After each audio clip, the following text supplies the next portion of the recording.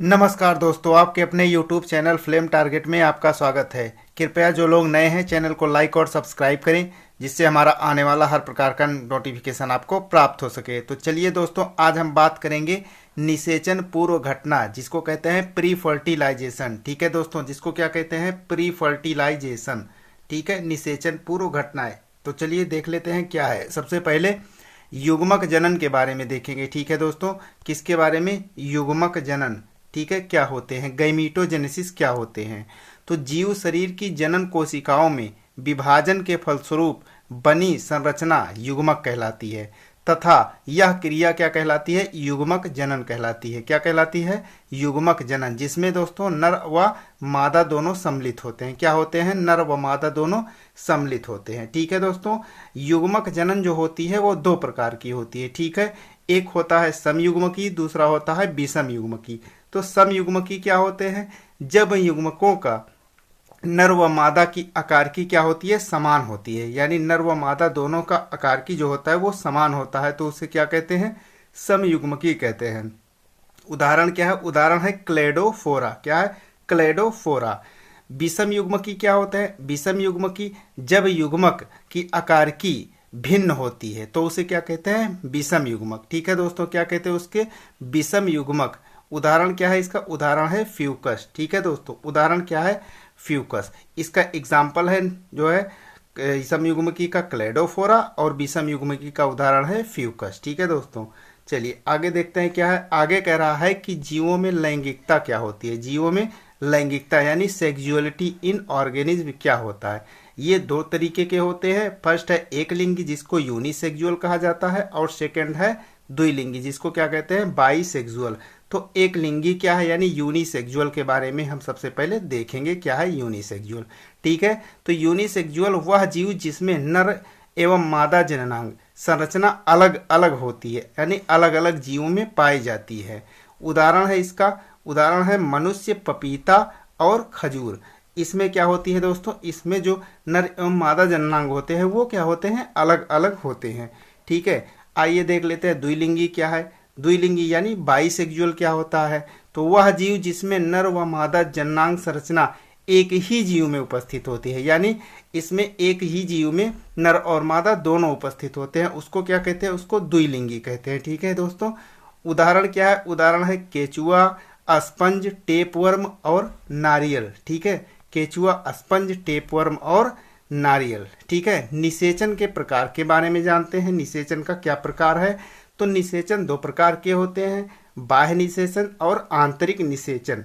ठीक है, तो बाह्य निषेचन क्या होता है कि वह बाह्य निषेचन क्या है कि वह निषेचन जो शरीर के बाहर होता है, यानी शरीर के बाहर होता है, उसको क्या बोलते हैं? उसको बाह्य निषेचन बोलते हैं। उदाहरण क्या है? उदाहरण है मेढक। क्योंकि दोस्तों मेढक जो होता है वह अपना निषेचन क्या करता है? वो बाह्य निषेचन करता है। ठीक है, आंतरिक निषेचन में क्या है? वह निषेचन जो शरीर के अंदर होता है, वह निषेचन जो शरीर के अंदर होता है वो क्या होता है? वो आंतरिक निषेचन कहलाता है। इसका उदाहरण है मनुष्य। ठीक है दोस्तों, उदाहरण क्या है इसका? मनुष्य। आइए अब देखते हैं निषेचन पश्च घटनाएं क्या होती है, यानी प्रोफर्टिलाइजेशन क्या होता है। ठीक है, तो प्रोफर्टिलाइजेशन में सबसे पहले देखते हैं युग्मनज क्या होता है, जाइगोट। तो जिसमें नर युग्मक और मादा युग्मनज मिलकर क्या बनाते हैं? युग्मनज बनाते हैं। ठीक है, यानी नर हो गया और मादा हो गया। ठीक है, दोनों क्या हुआ? जब फ्यूजन हुआ तो क्या हुआ? नेक्स्ट जो है युग्मक नज बना। ठीक है, युग्मनज बना यानी जाइगोट बना। ठीक है दोस्तों, जीव की प्रथम व जीव दूसरी पीढ़ी के मध्य की महत्वपूर्ण कड़ी होती है। किसकी? जो जीव होते हैं उसकी प्रथम पीढ़ी और जो दूसरी पीढ़ी होती है उसके मध्य की क्या होती है? महत्वपूर्ण कड़ी होती है। ठीक है, जिसको युग्मनज कहते हैं। ठीक है, नेक्स्ट है आगे भ्रूणोद्भव यानी एम्ब्रियोनोजेनेसिस।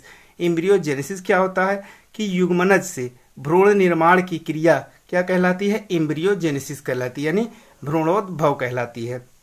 ठीक है, आइए अब देखते हैं सबसे पहले क्या होता है? भ्रूण का विकास क्या होता है? भ्रूण का जो विकास होता है वो कैसे होता है? तो भ्रूण का विकास दो तरीके का होता है, कोशिका विभाजन यानी सेल डिवीजन, और दूसरा क्या है? कोशिका विभेदीकरण यानी सेल डिफरेंशिएशन। तो सबसे पहले देखेंगे कोशिका विभाजन क्या है। ठीक है, कोशिका विभाजन के बारे में जानेंगे।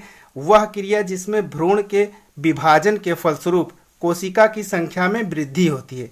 यानी जब कोशिका बनती है तो उसमें क्या होती है कि धीरे धीरे जो कोशिका संख्या होती है उसमें क्या हो जाती है, वृद्धि हो जाती है। ठीक है दोस्तों, मान लीजिए ये एक भ्रूण है। ठीक है, अब इसमें सेल डिवीजन हुआ तो सेल डिवीजन के पश्चात जो कोशिका यहाँ पर बन रही है इसमें धीरे धीरे ये जो है इसमें विभाजन हो रहा है, यानी ये इसमें वृद्धि हो रही है। ठीक है, दूसरा है कोशिका विभेदीकरण के बारे में। कोशिका विभेदीकरण क्या है, यानी सबसे पहले कोशिका बनेगा, फिर उत्तक बनेगा, फिर अंग तंत्र बनेगा, और जो अंग तंत्र बने उससे क्या होगा दोस्तों, ये नई संतति का निर्माण करते जाएंगे। ठीक है दोस्तों, चलिए आगे देखते हैं प्राणियों की श्रेणियां क्या होती है। जो प्राणियों की श्रेणियां है ये दो प्रकार की होती है दोस्तों, अंड प्रजनक और सजीव प्रजक। ठीक है, तो सबसे पहले देखते हैं अंड प्रजक क्या होते हैं। ठीक है, अंड प्रजक क्या होते हैं, तो ऐसे जीव जो अपनी संतति का निर्माण, ठीक है, अंडे के द्वारा करते हैं। ठीक है, जो अपनी संतति का निर्माण किसके द्वारा करते हैं, अंडों के द्वारा करते हैं। ठीक है, तो इसको क्या कहते हैं, अंड प्रजक कहते हैं। उदाहरण क्या है इसका, उदाहरण पक्षी वर्ग और सरीसृप वर्ग इसमें सम्मिलित किए गए हैं। ठीक है दोस्तों, दूसरा कह रहा है कि सजीव प्रजक क्या होते हैं। ठीक है, सजीव प्रजक ऐसे जीव जो अपनी संतति का निर्माण सजीव के रूप में करते हैं। ठीक है, मतलब जो अपनी संतति का निर्माण करते हैं वो सजीव के ही रूप में करते हैं, तो उसको क्या बोलते हैं, उसको सजीव प्रजक कहते हैं। उदाहरण क्या है, उदाहरण दोस्तों इसका मनुष्य है। ठीक है, ये अपना जो है सजीव प्रजक के रूप में करते हैं। चलिए दोस्तों, अब इससे संबंधित कुछ जो है एमसीक्यूज देख लेते हैं। क्या है, तो प्रश्न एक कह रहा है कि दीर्घजीवी सजीव कौन से होते हैं। ठीक है दोस्तों, आपके 4 ऑप्शन दिए गए हैं, चारों में से देखिए कौन सा सही है। तो फर्स्ट ऑप्शन ए कह रहा है गाय कुत्ता, बी वाला कह रहा है कि मनुष्य बंदर है, सी में बरगद कछुआ है और डी में शेर हाथी है। तो सबसे पहले तो इसका राइट एग्जाम्पल क्या हो जाएगा दोस्तों, इसका राइट एग्जाम्पल हो जाएगा जो सजीव कौन से हैं दीर्घजीवी, तो ये बरगद हो जाएगा और कछुआ हो जाएगा। ठीक है दोस्तों, नेक्स्ट क्वेश्चन कह रहा है, नेक्स्ट क्वेश्चन इसका है कि युग्मक यानी जाइगोट कैसी संरचना है। तो जाइगोट दोस्तों कैसी संरचना है, ऑप्शन देख लीजिए, ऑप्शन अगुणित, द्विगुणित, त्रिगुणित और उपरोक्त सभी। तो कैसी संरचना है दोस्तों, ये द्विगुणित संरचना है। ठीक है दोस्तों, चलिए नेक्स्ट क्वेश्चन देख लेते हैं। नेक्स्ट क्वेश्चन क्या कह रहा है, प्रश्न 3 क्या कह रहा है कि चल बीजाणु यानी जूस्पोर का उदाहरण है, तो कौन सा है दोस्तों, ए में अमीबा, बी पैरामीशियम, सी बीजाणु और डी कोनोडिया। तो क्या एग्जाम्पल हो जाएगा चल बीजाणु का यानी जूस्पोर का, तो इसका एग्जाम्पल हो जाएगा, सॉरी इसका जो है आंसर हो जाएगा कोनोडिया। ठीक है दोस्तों, क्या हो जाएगा, कोनोडिया हो जाएगा।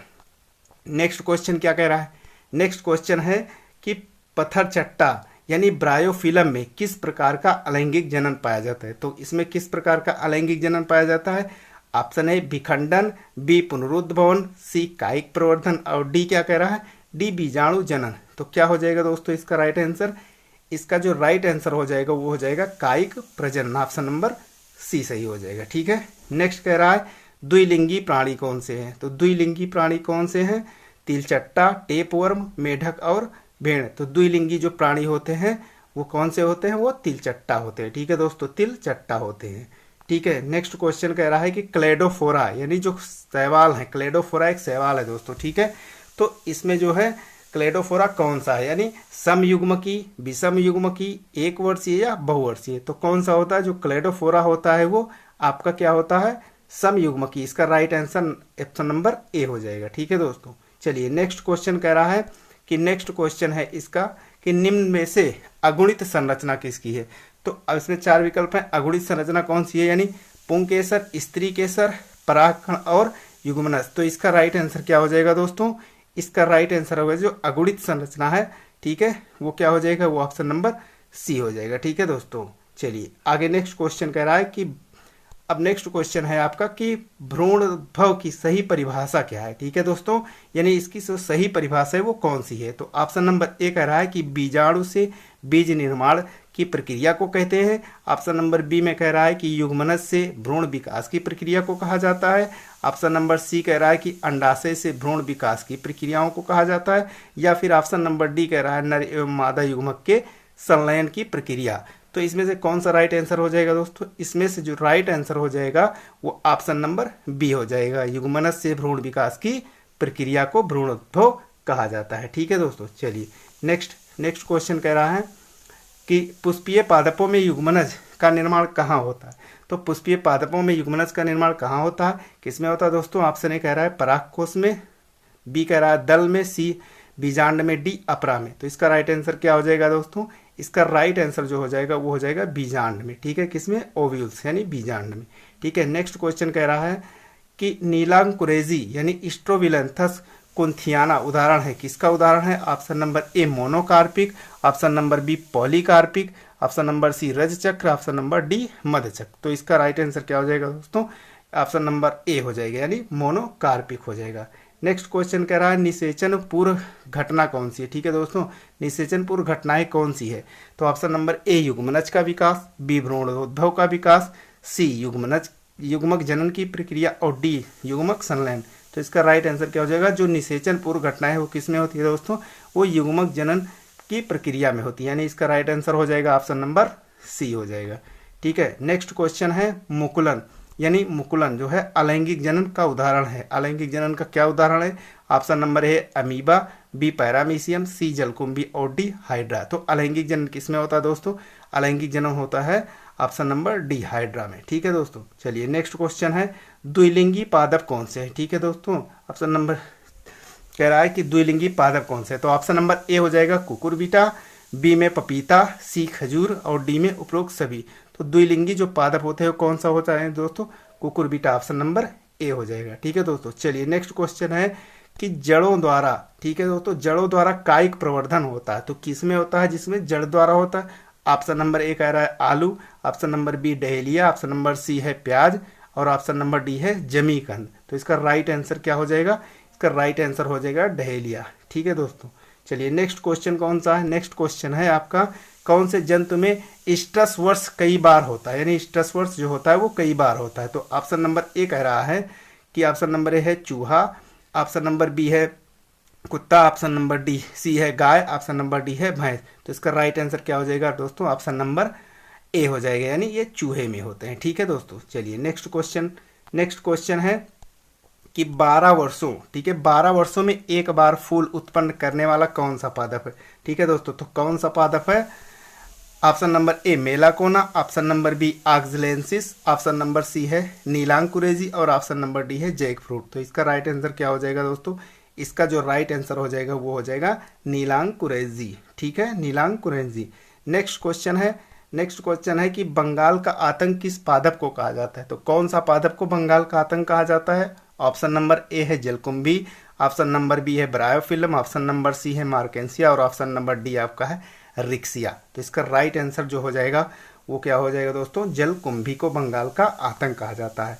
नेक्स्ट क्वेश्चन कह रहा है, क्वेश्चन नंबर 18 कह रहा है कि फल का निर्माण कहाँ होता है, ठीक है दोस्तों, फल का निर्माण कहाँ होता है? तो ऑप्शन नंबर ए है आपका बीजांड, ऑप्शन नंबर बी है अंडाशय, ऑप्शन नंबर सी है पेरिकार्प और ऑप्शन नंबर डी है वर्तिका, ठीक है दोस्तों। तो फल का निर्माण किस में हो जाएगा दोस्तों? ऑप्शन नंबर बी, यानी फल का निर्माण जो होता है वो किस में होता है? ऑप्शन नंबर बी अंडाशय में फल का निर्माण बनता है, ठीक है दोस्तों। नेक्स्ट क्वेश्चन है प्रश्न नंबर 19 मोनोकार्पिक पादप का उदाहरण है। तो मोनोकार्पिक पादप का कौन सा उदाहरण है?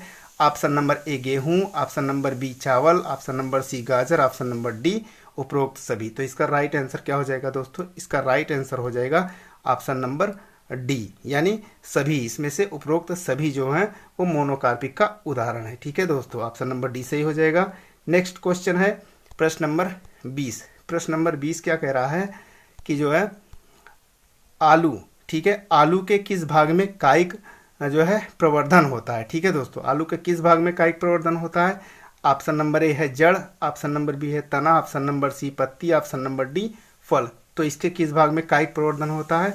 तो इसके जो तना होता है, ठीक है, ऑप्शन नंबर बी जो तना होता है इसके आलू के कायिक प्रवर्धन में होता है, ठीक है, कायिक प्रवर्धन, ठीक है, ऑप्शन नंबर 20 का राइट आंसर हो जाएगा। तो ठीक है, चलिए दोस्तों आज के लिए इतना ही। नेक्स्ट वीडियो में हम फिर मिलेंगे। अगर वीडियो पसंद आए हो तो चैनल को सब्सक्राइब कर लीजिए और लाइक कर दीजिए, ठीक है दोस्तों, नमस्कार।